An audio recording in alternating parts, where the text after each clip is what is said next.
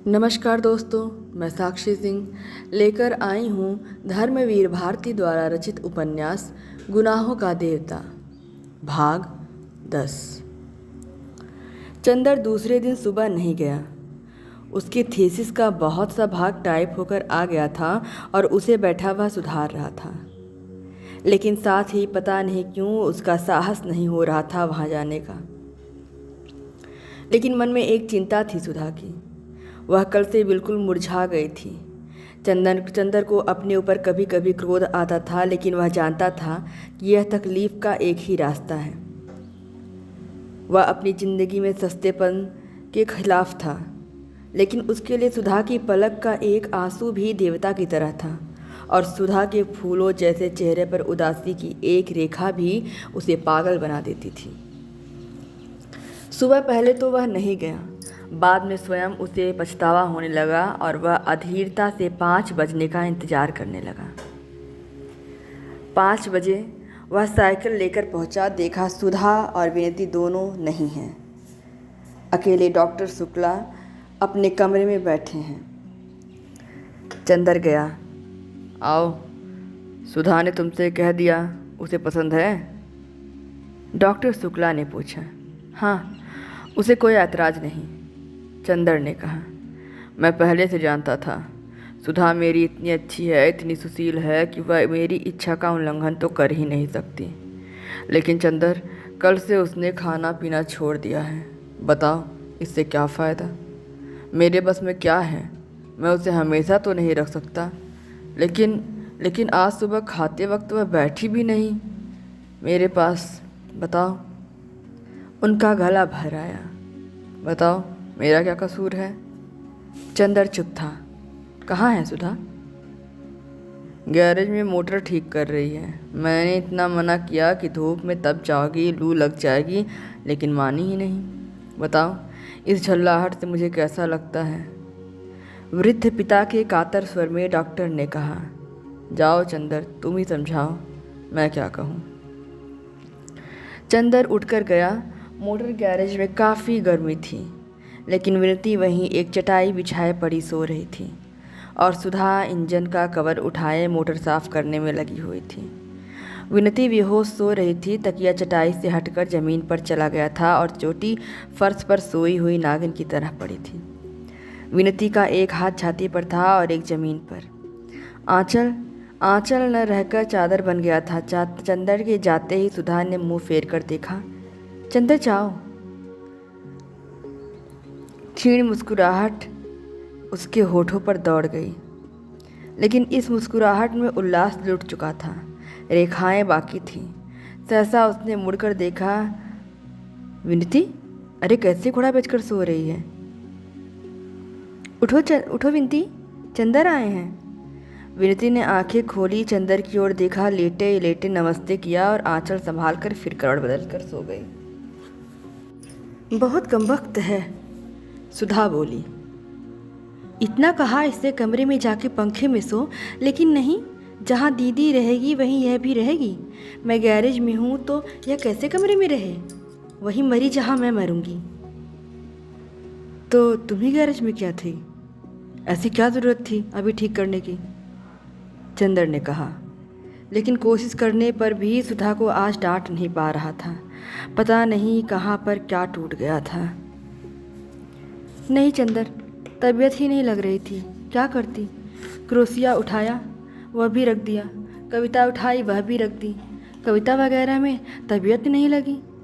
मन में आया कोई कठोर काम हो तो नीरस काम हो, लोहे लक्कड़ पीतल फौलाद का, तो मन लग जाए। तो चली आई मोटर ठीक करने।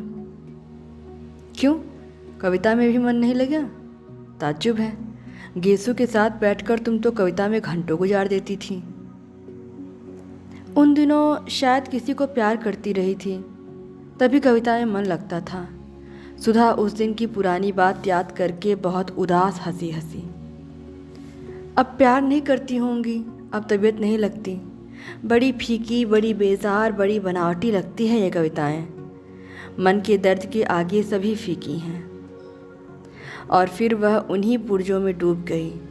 चंदर भी चुपचाप खिड़की से टिक कर खड़ा हो गया और चुपचाप कुछ सोचने लगा।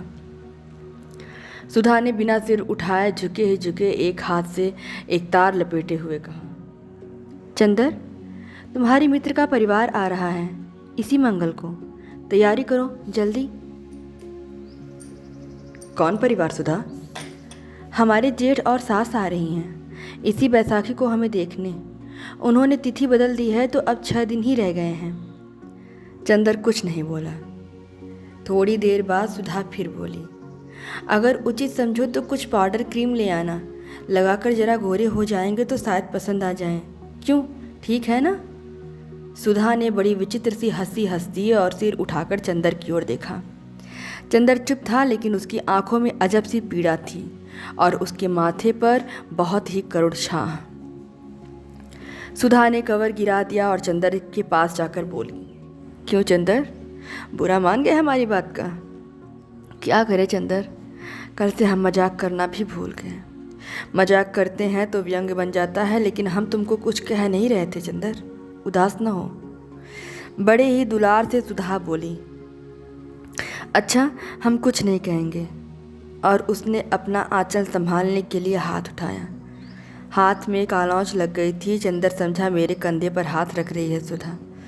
वह अलग हटा तो सुधा अपने हाथ को देखकर बोली, घबराओ न देवता, तुम्हारी उज्जवल साधना में कालिख नहीं लगाऊंगी, अपने आंचल में पोंछ लूँगी। और सचमुच आंचल में हाथ पोंछ कर बोली, चलो अंदर चलें। उठ विनती, बिलैया कहीं की। चंदर को सोफे पर बिठाकर उसकी बगल में सुधा बैठ गई और अंगुलियां तोड़ते हुए कहा, चंदर, सिर में बहुत दर्द हो रहा है मेरे। सिर में दर्द नहीं होगा तो क्या होगा? इतनी तपस में मोटर बना रही थी, पापा कितनी दुखी हो रहे थे आज। तुम्हें इस तरह करना चाहिए, फिर क्या फ़ायदा हुआ? न ऐसे दुखी किया वैसे कर लिया, बात तो वही रही ना। तारीफ तो तब थी कि तुम अपनी दुनिया में अपने हाथ से आग लगा देती और चेहरे पर शिकन ना आती। अभी तक दुनिया की सभी ऊंचाइयां समेट के भी बाहर से वही बचपन कायम रखा था तुमने। अब दुनिया का सारा सुख अपने हाथ से लुटाने पर भी वही बचपन, वही उल्लास क्यों नहीं कायम रखती? बचपन? सुधा हंसी। बचपन अब खत्म हो गया चंदर, अब मैं बड़ी हो गई। बड़ी हो गई? कब से? कल दोपहर से चंदर। चंदर चुप। थोड़ी देर बाद फिर स्वयं सुधा ही बोली, नहीं चंदर, 2-3 दिन में ठीक हो जाऊंगी, तुम घबराओ मत। मैं मृत्युशैया पर भी होंगी तो तुम्हारे आदेश पर हंस सकती हूँ। और फिर सुधा गुमसुम बैठ गई। चंदर चुपचाप सोचता रहा और बोला, सुधी, मेरा तुम्हें कुछ भी ध्यान नहीं है। और किसका है चंदर? तुम्हारा ध्यान न होता तो देखती मुझे कौन झुका सकता था। आज से सालों पहले जब मैं पापा के पास आई थी तो मैंने कभी न सोचा था कि कोई भी होगा जिसके सामने मैं इतना झुक जाऊंगी। अच्छा चंदर, मन बहुत उचट रहा है, चलो कहीं घूम आए। चलोगे? चलो। जाए विनती को जगा लाएं, वह कम वक्त अभी भी पड़ी है। सुधा उठकर चली गई। थोड़ी देर में विनती आंख मलते हुए बगल में चटाई दाबे आई और फिर बरामदे में बैठकर ऊँघने लगी। पीछे पीछे सुधा आई और चोटी खींचकर बोली, चल तैयार हो, चलेंगे घूमने। थोड़ी देर में तैयार हो गए। सुधा ने जाकर मोटर निकाली और बोली चंदर से, तुम चलाओगे या हम? आज हम ही चलाएं? चलो किसी पेड़ से लड़ा दे मोटर आज। अरे बाप रे, पीछे विनती चिल्लाई, तब हम नहीं जाएंगे। सुधा और चंदर ने दोनों मुड़कर उसे देखा और उसकी घबराहट देखकर दंग रह गए। नहीं मरेगी तू, सुधा ने कहा और आगे बैठ गई।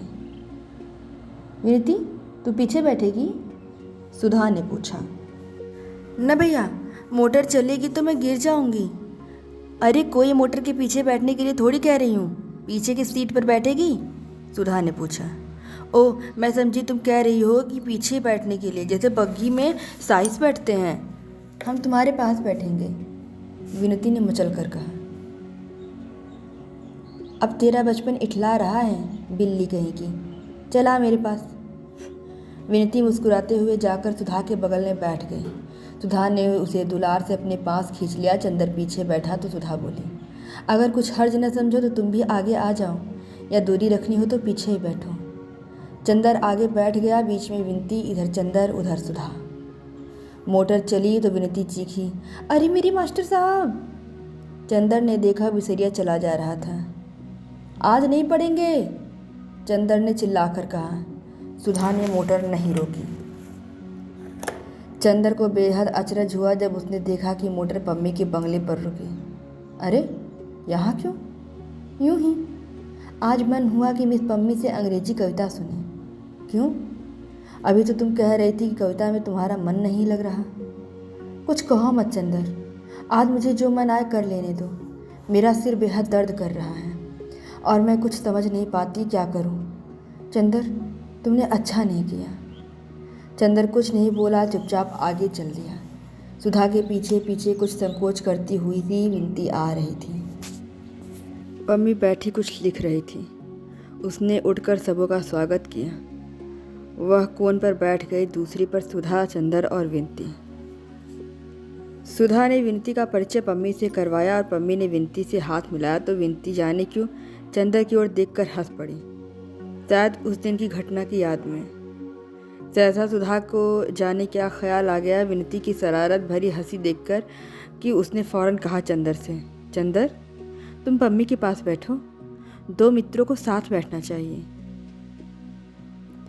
हाँ, और ख़ास तौर से जब वह कभी कभी मिलते हों, विनती ने मुस्कुराते हुए जोड़ दिया।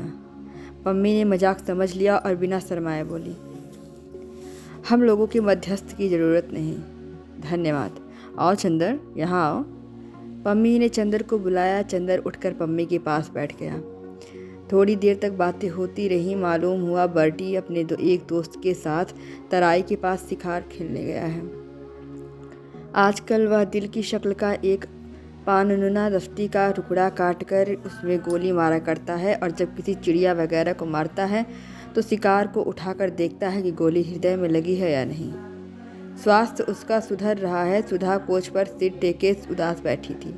सहसा पम्मी ने विनती से कहा, आपको पहले दफ़े देखा है मैंने, आप बातें क्यों नहीं करती? विनती ने झेप कर मुँह झुका लिया। बड़ी विचित्र लड़की थी, हमेशा चुप रहती थी और कभी कभी बोलने की लहर आती तो गुडुर गु करके घर गुजा देती थी।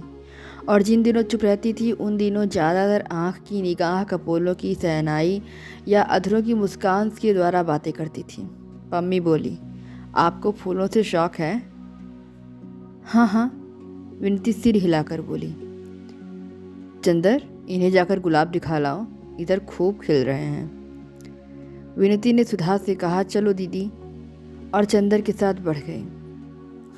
फूलों के बीच पहुंचकर विनती ने चंदर से कहा, सुनिए, दीदी को तो जाने क्या होता जा रहा है, बताइए ऐसे क्या होगा? मैं खुद परेशान हूँ विनती, लेकिन पता नहीं कहाँ मन में कौन सा विश्वास है जो कहता है कि नहीं। सुधा अपने को संभालना जानती है, अपने मन को संतुलित करना जानती है और सुधा सचमुच ही त्याग में ज़्यादा गौरवमयी हो सकती है। इसके बाद चंदर ने बात टाल दी। वह विनती से ज़्यादा बात नहीं करना चाहता था सुधा के बारे में। विनती ने चंदर को मौन देखा तो बोली, एक बात कहें आपसे, मानिएगा क्या? अगर हमसे कभी कोई अनाधिकार चेष्टा हो जाए तो क्षमा कर दीजिएगा, लेकिन आप और दीदी दोनों मुझे इतना चाहते हैं कि हम समझ नहीं पाते कि व्यवहारों को कहाँ तक सीमित रखूं। विनती ने सिर झुकाए एक फूल को नोचते हुए कहा। चंदर ने उसकी ओर देखा, क्षण भर चुप रहा, फिर बोला, नहीं विनती, जब सुधा तुम्हें इतना चाहती है तो तुम मुझ पर उतना ही अधिकार हमेशा समझना जितना सुधा पर। उधर पम्मी ने चंदर के जाते ही सुधा से कहा, क्या आपकी तबीयत खराब है? नहीं तो, आज आप बहुत पीली नजर आ रही हैं, पम्मी ने पूछा। हाँ, कुछ मन नहीं लग रहा था तो मैं आपके पास चली आई कि आपसे कुछ कविताएं सुनूं अंग्रेजी की। दोपहर को मैंने कविता पढ़ने की कोशिश तो की पर तबीयत न लगी, और शाम को लगा कि अगर कविता नहीं सुनूंगी तो सिर फट जाएगा। सुधा बोली, आपके मन में कुछ संघर्ष मालूम पड़ता है, या शायद एक बात पूछूं आपसे? क्या? पूछिए। आप बुरा तो नहीं मानेंगे? नहीं, बुरा क्यों मानूंगी? आप कपूर को प्यार तो नहीं करती, उससे विवाह तो नहीं करना चाहती? छी मिस पम्मी, आप कैसी बातें कर रही हैं? उसका मेरे जीवन में ऐसा कोई स्थान नहीं। छी, आपकी बातें सुन करके शरीर में कांटे उठाते हैं। मैं और चंदर से विवाह करूंगी? इतनी घिनौनी बात मैंने कभी नहीं सुनी पहले। माफ़ कीजिएगा, मैंने तो यूं ही पूछा था, क्या चंदर किसी को प्यार करता है? नहीं, बिल्कुल नहीं। सुधा ने उतने ही विश्वास से कहा जितने विश्वास से उसने अपने बारे में कहा था। इतने में चंदर और विनती आ गए। सुधा बोली अधीरता से, मेरा एक एक क्षण कटना मुश्किल हो रहा है, आप शुरू कीजिए कुछ गाना। कपूर, क्या सुनोगे? पम्मी ने कहा। अपने मन से सुनाओ।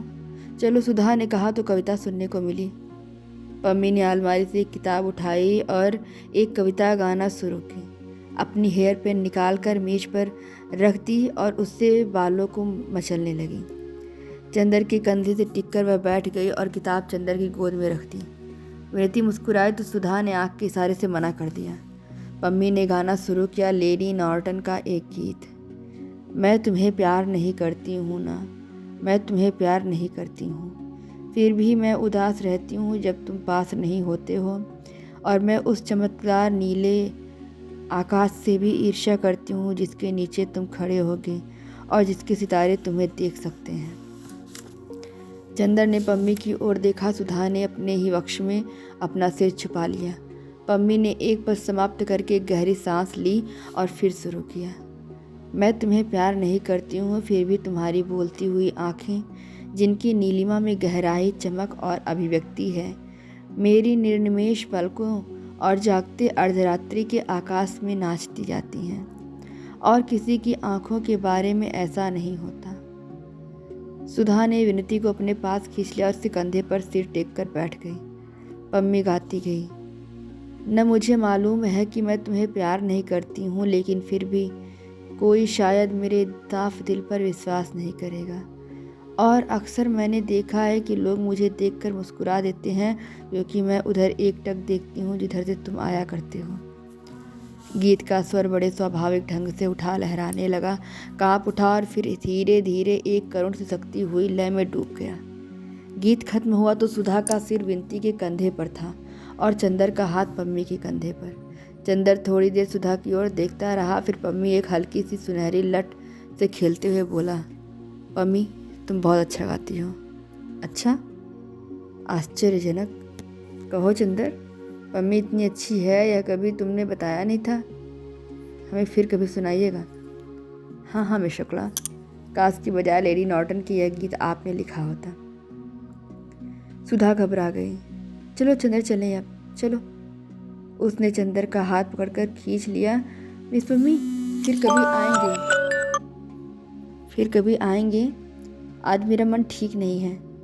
चंदर ड्राइव करने लगा। विनती बोली, हमें आगे हवा लगती है, हम पीछे बैठेंगे। कार चली तो सुधा बोली, अब मन कुछ शांत है चंदर। इसके पहले तो मन में कैसे तूफान आपस में लड़ रहे थे, कुछ समझ नहीं आता। अब तूफान बीत गया, तूफान के बाद की खामोश उदासी है। सुधा ने गहरी सांस ली। आज जाने क्यों बदन टूट रहा है। बैठे ही बैठे बदन उमेटते हुए कहा। दूसरे दिन चंदर गया तो सुधा को बुखार आ गया। अंग अंग जैसे टूट रहा हो और आंखों में ऐसी तीखी जलन कि मानो किसी ने अंगारे भर दिए हों। रात भर वह बेचैन रही, आधी पागल सी। उसने तकिया, चादर, पानी का गिलास तभी उठाकर फेंक दिया। विनती को कभी बुलाकर पास बिठा लेती, कभी उसे दूर ढकेल देती। डॉक्टर साहब परेशान। रात भर सुधा के पास बैठे, कभी उसका माथा कभी उसके तलवे में बर्फ मलते रहे। डॉक्टर घोष ने बताया कि यह कल की गर्मी का असर है। विनती ने एक बार पूछा, चंदर को बुलवा दें? तो सुधा ने कहा, नहीं, मैं मर जाऊं तो मेरे जीते जी नहीं। विनती ने ड्राइवर से कहा, चंदर को बुला लाओ। तो सुधा ने बिगड़ कर कहा, क्यों तुम सब लोग मेरी जान के लेने पर तुड़े हो? और उसके बाद कमजोरी से हाफने लगी। ड्राइवर चंदर को बुलाने नहीं गया। जब चंदर पहुंचा तो डॉक्टर साहब रात भर के जागरण के बाद उठकर नहाने धोने जा रहे थे। पता नहीं सुधा को कल से क्या हो गया है। इस वक्त तो कुछ शांत है, पर रात भर बुखार और बेहद बेचैनी थी। और एक ही दिन में इतनी चिड़चिड़ी हो गई है कि बस। डॉक्टर साहब ने चंदर को देखते ही कहा। चंदर जब कमरे में पहुंचा तो देखा कि सुधा आंख बंद किए हुए लेटी है और विनती उसके सिर पर आइस बैग रखे हुए है। सुधा का चेहरा पीला पड़ गया है और मुंह पर जाने कितनी ही रेखाओं की उलझन है। आंखें बंद है, पलकों के नीचे से अंगारों की आँच छनकर आ रही है। चंदर की आहट पाते ही सुधा ने आंखें खोली। अजब सी आग्नेय निगाहों से चंदर की ओर देखा और विनती से बोली, विनती, इनसे कह दो जाए यहाँ से। विनती स्तब्ध, चंदर नहीं समझा। पास आकर बैठ गया, बोला, सुधा, क्यों, पड़ गई ना? मैंने कहा था कि गैरेज में मोटर साफ मत करो। परसों इतना रोई, सिर पटका, कल धूप खाई, आज पड़ रही। कैसी तबीयत है? सुधा उधर खिसक गई और अपने कपड़े समेट लिए, जैसे चंदर की छां से ही बचना चाहती है, और तेज, कड़वी और हाफती हुई आवाज़ में बोली, विनती, इनसे कह दो कि जाए यहाँ से। चंदर चुप हो गया और एकटक सुधा की ओर देखने लगा, और सुधा की बात ने चंदर का मन मरोड़ दिया। कितनी गैरियत से बात कर रही है सुधा।